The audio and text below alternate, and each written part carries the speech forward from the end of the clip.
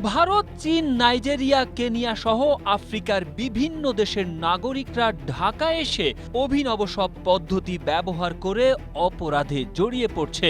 বিশেষ করে তাদের প্রধান টার্গেট তরুণীরা। এছাড়াও প্রতারণা, মাদক, এটিএম জালিয়াতি, অনলাইন ক্যাসিনো, স্বর্ণ চোরাচালান ও মানব পাচারের মতো নানা অপরাধের কথা জানা যায়। সাম্প্রতিক সময়ে বিদেশি নাগরিকদের বিরুদ্ধে ঢাকার বিভিন্ন থানায় দায়ের হওয়া অন্তত 10টি মামলার তথ্য বিশ্লেষণ করে প্রতারণার এই সব অভিযোগ পাওয়া গেছে। তদন্ত সংশ্লিষ্টরা বলছেন, প্রযুক্তি নির্ভর অপরাধে বিদেশি নাগরিকদের সম্পৃক্ততা দিন দিন বাড়ছে। বিশেষ করে সামাজিক যোগাযোগ মাধ্যম ব্যবহার করে সাধারণ মানুষকে টার্গেট করে তারা সংঘবদ্ধ প্রতারণা চালাচ্ছে। স্ট্রবেরি সুপার ডটেড ও ক্লাসিক ভ্যারিয়েন্টে সেনসেশন জাগুক শিহরণ।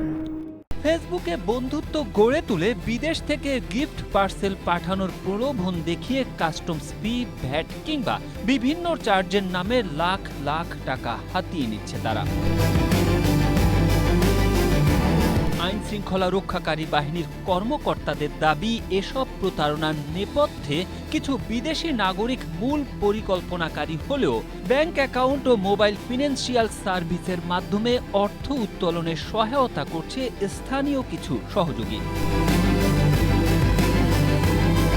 বিশ্লেষণে দেখা যায়, হেরোইন, কোকেন সহ বিভিন্ন অপ্রচলিত মাদকের কারবার, জাল ডলার ব্যবসা, ক্রেডিট কার্ড জালিয়াতি, অনলাইন ক্যাসিনো এবং মানব পাচারের মতো অপরাধেও বিদেশিদের সম্পৃক্ততা রয়েছে। অনেককে গ্রেপ্তার করা হলেও পরে কেউ কেউ জামিনে মুক্ত হয়ে আবারও একই কর্মকাণ্ডে জড়িয়ে পড়ছে বলে অভিযোগ রয়েছে।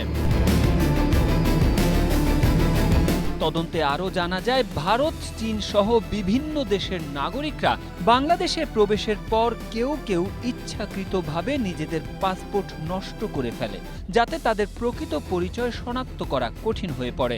এরপর রাজধানীর অভিজাত এলাকায় বাসা ভাড়া কিংবা হোটেল ভাড়া নিয়ে গড়ে তোলে অপরাধের ঘাঁটি। এ নিয়ে একটি প্রতিবেদন প্রকাশ করেছে দৈনিক যুগান্তর। Tarek Ahmed, Asia post.